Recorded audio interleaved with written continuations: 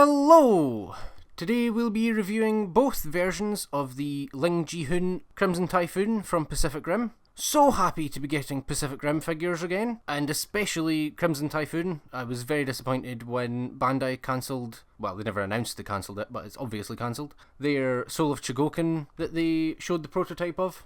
These, however, from the little advertising I saw, just from a store that was selling them, are supposed to be in scale with the NECA figures. And beyond just that one post I saw, it does seem like it looking at the boxes, as they've gone with a very similar style, although that could just be because they've both just used movie images for the cover of the box, rather than being a deliberate homage or being deliberately made to fit in with those NECA Ultimate figures or anything. So we'll have to see when we get to the comparisons if they are the same scale. Here's hoping though, because that original NECA Crimson Typhoon is terrible. It does not hold up at all. Getting into the figures though, on the left here we have the original version that released about 6 months ago or so, something like that. And on the right, the new WonderFes exclusive version that just arrived with much more battle damaged and worn looking paint. This version is unfortunately unexclusive. Hopefully they re-release it at some point. Weathering and scuffing and battle damage and just a general worn kind of look really suits Jaegers in my opinion, and so when I ordered it I heavily expected to prefer it. But now that I have them both in hand, I'm actually not sure. It's not as bad as I feared if the WonderFes exclusive version isn't available for long. Because honestly, they both just have excellent paint. Crimson Typhoon in particular benefits from having high-end figures that can have a nice, proper, fully metallic red and gold. Both versions have excellent detail, with pretty much everything that should be painted being painted. You can see that it has all of the markings that identify it as the Crimson Typhoon. It has its big, nice gold emblem on the shoulder, and on that forearm it has the emblem for the Pacific Defense Federation. It also has its emblem on the chest, right in the centre, as well as the name of the Jaeger further up, and even has the kill count markings that are just such a great detail from the film. And you can see at the neck that it also has a lot of yellow lining, which brings out more of the detail. The twin arms have white stripe decals on them, as well as white painted onto the handguards. On the thighs, you can most easily see that even on the original version, it's not perfectly clean. It does have dry brushed silver and some weathering and detailing done. You can also see that on the grates, back up on the shoulder and chest, that they've given them a good wash so that all of the recessed parts are fully properly darkened, and then in some spots they've gone over it with a silver dry brush, which works really well with the grating to bring out the detail, but still be subtle and not too in your face. They've also been clever with it and given the feet a little bit more dry brushing than the rest of the figure, because, yeah, of course, the feet usually do get dirtiest, especially on Jaegers that have to wade through water and everything. It's not a big difference at all, but it's slightly more noticeable at the feet. Then the back has a little less detail. They haven't really dry brushed the back on the original figure at all, so it lets you really just see the base paint colour. But it isn't devoid of detail or anything. It still has, on the back of the shoulder, the name of the Jaeger again, but in the yellow this time, as well as the kill count marks again on the back, and the Jaeger's emblem on, the back of its waist. I never realised Crimson Typhoon had a tramp stamp before. Huh. And it's also a bit easier to see all of the mechanical detail that's in the sculpt, looking at the back, and the back of the legs, and the back of the arms and everything. They've also done a great job with the silver on the big chunky Quagmire arm.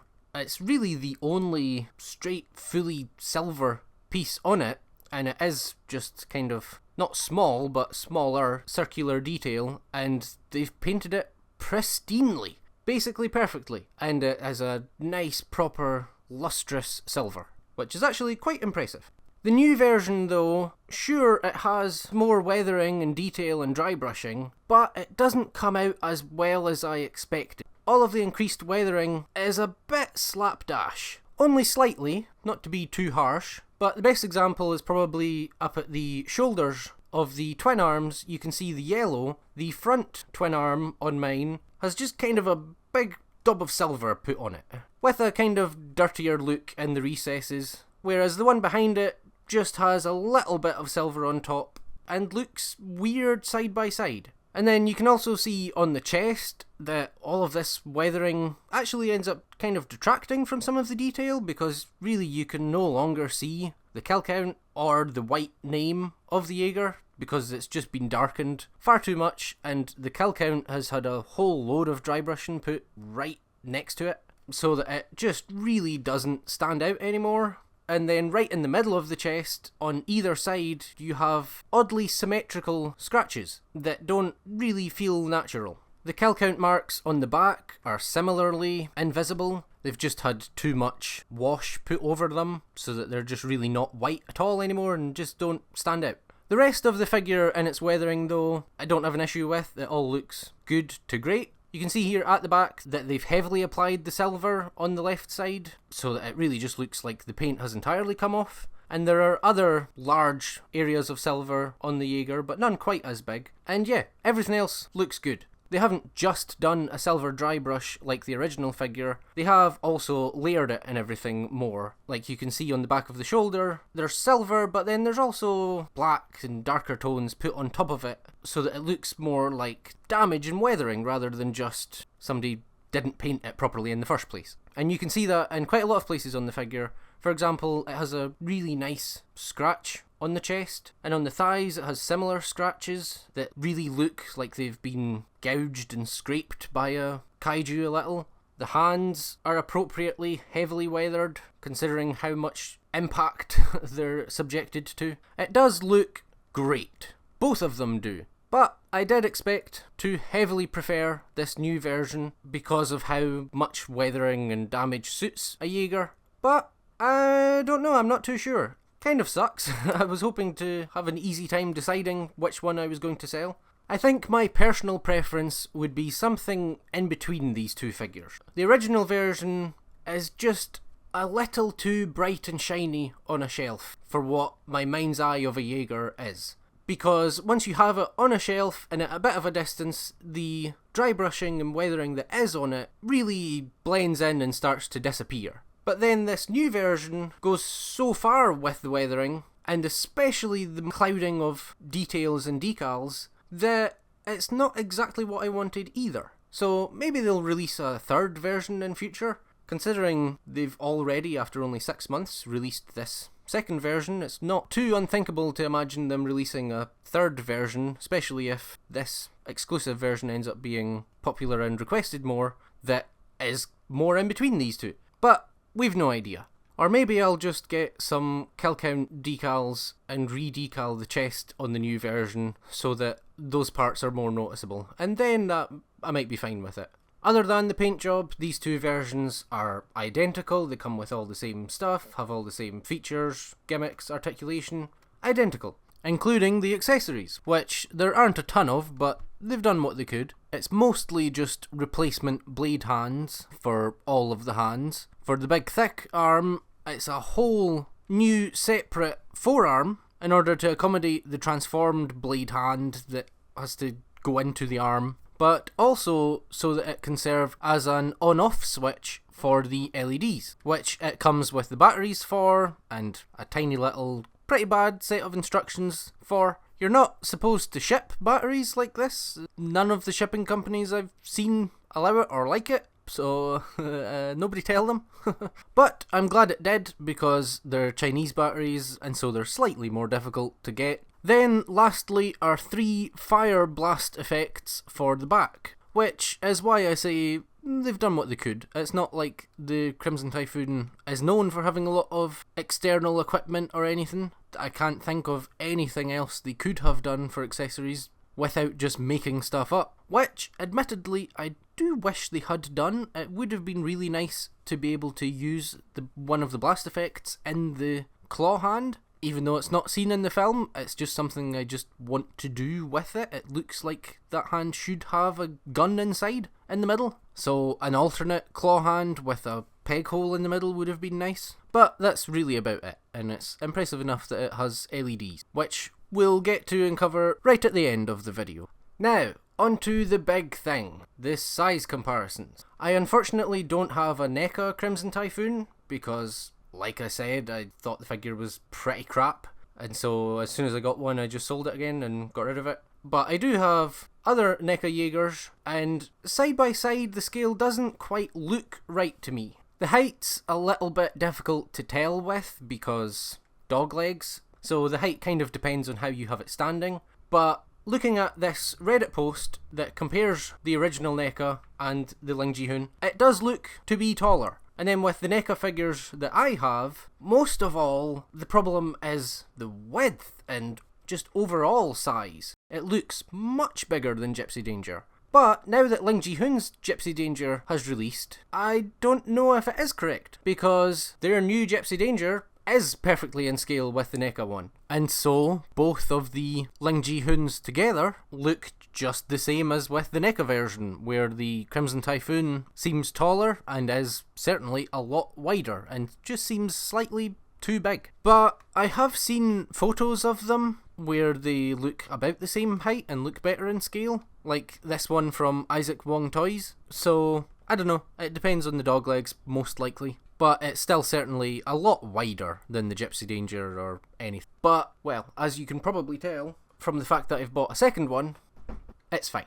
It's close enough. Next is Articulation. The head can do a full 360, although it has to look up once it's fully backwards, but who cares. It can look down a good amount, which is what you want considering the size that it's supposed to be, but can't look up at all. In fact, it's somewhat debatable whether it can even look directly straight ahead. And it also gets really good tilt. The twin arms are attached into the body on a ball peg, and then their shoulder is itself a hinge, which altogether allows the arms to come perfectly flush to the side and up a total of only just 90 degrees. They have bicep swivel, which is a big improvement just in itself from the NECA. The elbows, unfortunately, only get just a little sub 90 degrees, and then the rest swivels and goes in and out, and that's the same on both sets of hands. The large singular arm is basically exactly the same. It's attached into the body on a ball peg, and then the shoulder joint itself is a hinge, but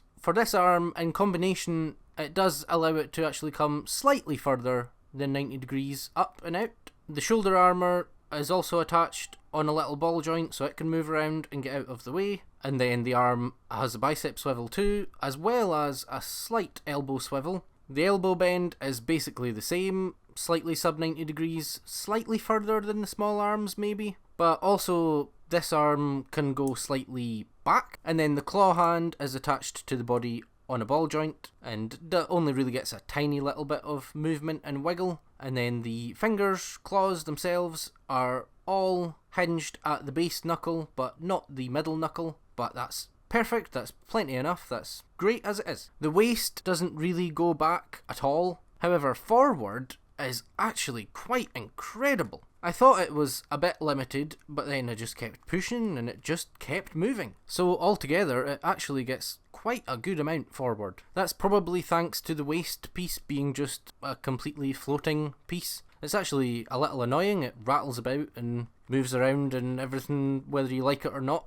but it works at least. And it's the sculpt of the red armour on that that really stops it from being able to go back at all, or side to side. It doesn't really get a lot side to side, but it gets some, it gets enough, but only forward is impressive. The hips get about 90 degrees forward. It can seem like they have to kick out a lot in order to do that, but it's just because of how the hip joint and thigh swivel is done. If you spend a little time with it and actually manoeuvre the cup around a little, then you'll be able to get it forward without it really having to kick out much at all. But you won't be able to rotate the thigh and the foot outwards whilst in that position. It gets a very surprisingly good amount of splits considering the armour design and everything. Pretty much all you'll ever need. You don't need it to do full splits. This is more than enough. It does have double dog knees, just as part of the original design, which I find very annoying. But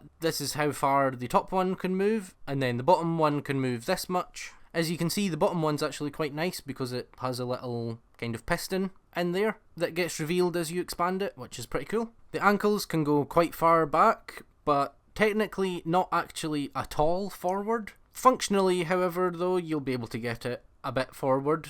and probably enough for what you need with the double knee design. Then they also have rotation, and from those rotation points you can get a pivot, but the pivot kind of sucks. It's really annoying because they've put the peg almost straight down into the foot. It's only slightly forward, which is just really annoying when there's all this material right at the front top of the foot that it could have gone into. It might have required them to trim the armour in front of the shin, but that's so worth it. It's fine. Because like this, you have to manoeuvre and twist both of the joints in order to get some pivot, and it doesn't get a lot no matter what anyway, and requires the foot to be totally twisted outward, and it's just a bit of a pain and annoying. And so overall, the articulation's really good. It does what you would need it to, but it does have some limited areas, some exceptional areas too. But yeah, I really just wish the ankles were better and that they had done more to get around how the design limits the elbows, either just by compromising the accuracy of the sculpt slightly in order to get more range, or just with more fancy engineering.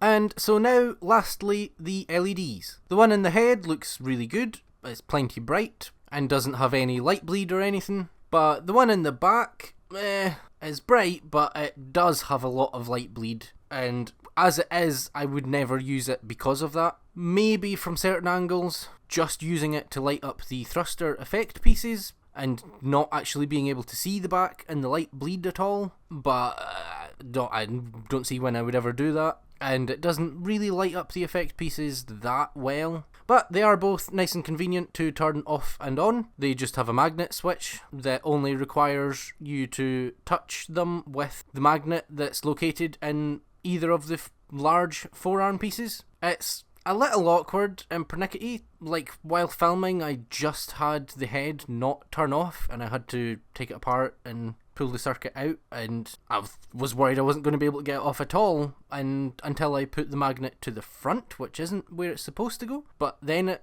eventually went off. Right, the magnet literally had to be touching the LED bulb, which doesn't seem good. But overall, this kind of magnet system is a good, convenient system that doesn't require compromising the sculpt and having a big switch or big trench for a switch or anything. The instructions that came with it I did not find clear at all, so quickly going over how to install the batteries and use the LEDs. For the head one, you can just pull the eye off. It's easier if you pull it from the bottom and pull up.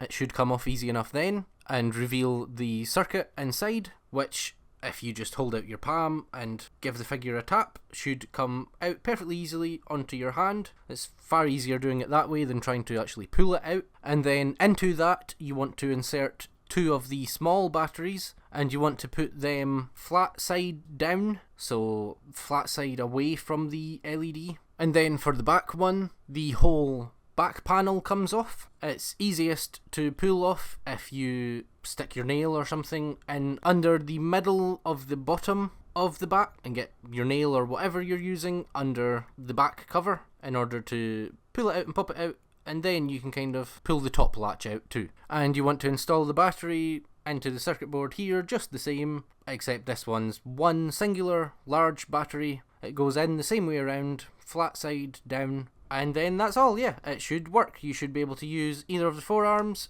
to touch them and turn them on and off. It might take a few tries, but it should work. And so that's all for the review. If you enjoyed, please subscribe, like, etc. It would help so much. I should have my review of the Gypsy Danger out very soon. Probably already out by the time you see this video, because the algorithm takes a while to actually do anything with my videos when I upload them. I think because I don't have the subscribers to give it the initial boost and to show the algorithm what kind of people are interested in my videos. But yeah, go and check out the Gypsy Danger as well. Thank you for watching. Bye.